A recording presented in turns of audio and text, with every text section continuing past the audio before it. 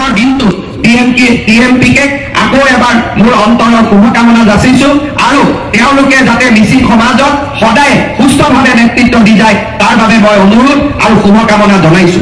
শ্ৰদ্ধাৰ ৰাইজ, আমাৰ জনজাতীয় সমাজখনে অসমীয়া সমাজৰ বৰ্ণিল ৰূপ প্ৰদান কৰিছে। আজি অসমীয়া সমাজখনৰ যি বৰ্ণাঢ্য ৰূপ, সেই বৰ্ণাঢ্য ৰূপৰ আঁৰতে লুকাই আছে জনজাতীয় কলা কৃষ্টি আৰু সংস্কৃতি। জনজাতীয় কলা কৃষ্টি আৰু সংস্কৃতিক বাদ দি আমি অসমীয়া সমাজখনৰ ভৱিষ্যত দেখা নাপাওঁ। আজি মিচিং সমাজৰ ভাষা, ৰীতি নীতি, ইয়াৰ পৰম্পৰাই অসমীয়া সমাজত গভীৰভাৱে চাপ পেলাইছে। অসমৰ প্ৰতিজন জনপ্ৰিয় গায়কে তেওঁলোকৰ গীত ৰচনা কৰোঁতে মিচিং সমাজৰ ভাষা, মিচিং সমাজৰ পৰম্পৰা, মিচিং সমাজৰ লোক কৃষ্টি আৰু লোক সংস্কৃতিক কেন্দ্ৰীয় চৰিত্ৰ হিচাপে আগবঢ়াই লৈ অহা আমি সকলোৱে প্ৰত্যক্ষ কৰিছো। মই বিশ্বাস কৰো যে অসমৰ জনজাতীয় লোকসকলে নিজৰ কলা কৃষ্টি সংস্কৃতি ভাষা ধৰ্ম যিমানেই সংৰক্ষণ কৰিব সিমানেই আমাৰ শিপা শক্তিশালী হ'ব আৰু আমাৰ জনজীৱন আগুৱাই যাব। আৰু সেইবাবে আমাৰ চৰকাৰখনে দায়িত্ব লোৱাৰ পৰাই জনজাতীয় লোকসকলৰ কলা কৃষ্টি সংস্কৃতিক আগবঢ়াই লৈ যোৱাৰ বাবে আৰু তেওঁলোকৰ ন্যায্য অধিকাৰক স্বীকৃতি দিয়াৰ বাবে আমি নিৰন্তৰ প্ৰয়াস আৰু প্ৰচেষ্টা কৰিছো। এই প্ৰচেষ্টাৰ অংশৰূপে যোৱা 1 জানুৱাৰী আমাৰ চৰকাৰৰ কেবিনেট বৈঠকে মিচিং স্বায়ত্তশাসিত পৰিষদক সাংবিধানিক মৰ্যাদা দিবলৈ কেন্দ্ৰীয় চৰকাৰৰ ওচৰত আবেদন কৰিছে। মই বিশ্বাস কৰোঁ যে সাংবিধানিক মৰ্যাদাৰে শক্তিশালী হৈ মিচিং স্বায়ত্তশাসিত পৰিষদে মিচিং সমাজত আৰু অধিক সেৱা কৰিবলৈ আগবাঢ়ি যাবলৈ সক্ষম হ'ব।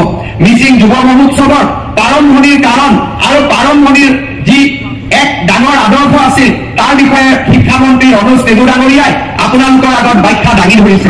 মই এই অনুষ্ঠানত প্ৰথমবাৰৰ বাবে আহিছো, কিন্তু এই অনুষ্ঠানত প্ৰৱেশ কৰিয়েই ইয়াৰ যিটো স্পন্দন, ইয়াৰ যিটো প্ৰাণবন্ত আৰু ইয়াৰ যি জীৱন্ত ৰূপ মই প্ৰত্যক্ষ কৰিছো তাক লৈ মই সঁচাকৈ গৌৰৱ অনুভৱ কৰিছো। মই বিশ্বাস কৰো যে 9টা বছৰৰ পিছত এই মিচিং যুৱ মহোৎসৱক আমি আৰু এক নতুন ৰূপ দিয়াৰ ফালে আগুৱাই লৈ যোৱাৰ প্ৰয়োজনীয়তা আছে। এই যুৱ মহোৎসৱৰ লগতে মিচিং সমাজৰ খাদ্য, মিচিং সমাজৰ সাজ পোছাক আৰু মিচিং সমাজৰ কলা কৃষ্টি আমি বহল ভিত্তিত আৰু আগুৱাই লৈ যোৱাৰ বাবে আমি প্ৰচেষ্টা কৰিব লাগে।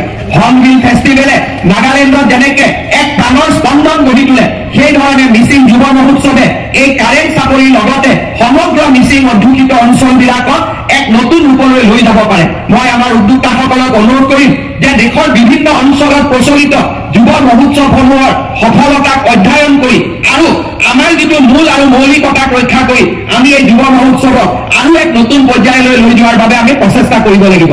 অহাবাৰ মিচিং যুৱ মহোৎসৱে 10টা বছৰত ভৰি দিব। মই বিশ্বাস কৰো যে লাহে লাহে এই কাৰেণ্ট চাপৰি অঞ্চলটো যুৱ মহোৎসৱৰ লগত খাপ খোৱাকৈ আমি ইয়াক নিৰ্মাণ কৰিব লাগিব। প্ৰতিখন গাঁৱৰ প্ৰতিনিধি আহি ইয়াত যাতে থাকিব পাৰে, ইয়াতে যাতে বিভিন্ন মঞ্চ তৈয়াৰ কৰি বিভিন্ন অনুষ্ঠান সমান্তৰালভাৱে ৰাইজক দেখুৱাব পাৰে, সেই ধৰণৰ এক নতুন আধুনিক চিন্তাও আমি কৰিব লাগিব। আৰু এই ক্ষেত্ৰত আমাৰ ৰাজ্য চৰকাৰৰ পৰা যিমান সহযোগিতাৰ প্ৰয়োজন হ'ব আমি সিমান সহযোগিতা আগবঢ়োৱাৰ আজি আপোনালোকক প্ৰতিশ্ৰুতি দিছো।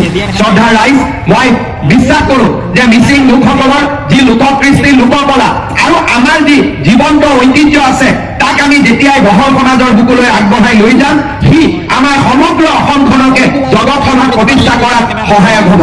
মই আজিৰ এই দিনটোত পুনৰ এবাৰ টিএমপিকে নেতৃত্বত ধন্যবাদ জনাইছো। আৰু আজিৰ অনুষ্ঠান উপভোগ কৰিবলৈ অহা আটাইকে মই পুনৰ এবাৰ অভিনন্দন জনাইছো।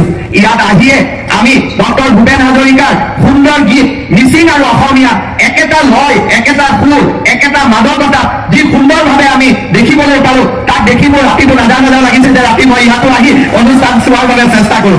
এইবাৰ মই নোৱাৰিম, কিন্তু আজিয়ে মই ভূপেন বেগক কৈ থৈ গৈছো যে যেতিয়া 10ম যুৱ মহোৎসৱ অনুষ্ঠিত হ'ব এদিন সম্পূৰ্ণ নিশা মই ইয়াতে থাকি এই যুৱ মহোৎসৱ অনুভৱ কৰিম। সেই কথা মোক যাতে মাতিব নাপাহৰে তাৰ বাবে মই আজিয়েই ভূপেন বেগু, অনুজ পেগু, আমাৰ টিএমপিকে নেতৃবৰ্গক আজিয়ে মই অনুৰোধ কৰিছো। লগতে এই মিচিং যুৱ মহোৎসৱৰ বাবে অসম চৰকাৰৰ সাংস্কৃতিক বিভাগৰ পৰা প্ৰতি বছৰে 1 কোটি টকা অনুদান দিয়াৰ বাবেও আজিৰ অনুষ্ঠানতে মই ঘোষণা কৰিছো, যাতে আমি ইয়াক এক নতুন ৰূপলৈ লৈ যাব পাৰো। পুনৰ এবাৰ মই টিএমপিকে নেতৃবৰ্গক ধন্যবাদ জনাই আৰু সমগ্ৰ মিচিং সমাজখনক আজিৰ এই সুন্দৰ দিনটোত পুনৰ এবাৰ অভিনন্দন আৰু মোৰ বহুত শুভেচ্ছা জনাই মই মোৰ বক্তব্য সামৰণি মাৰিছো। ধন্যবাদ। জয় হিন্দ, বন্দে মাতৰম।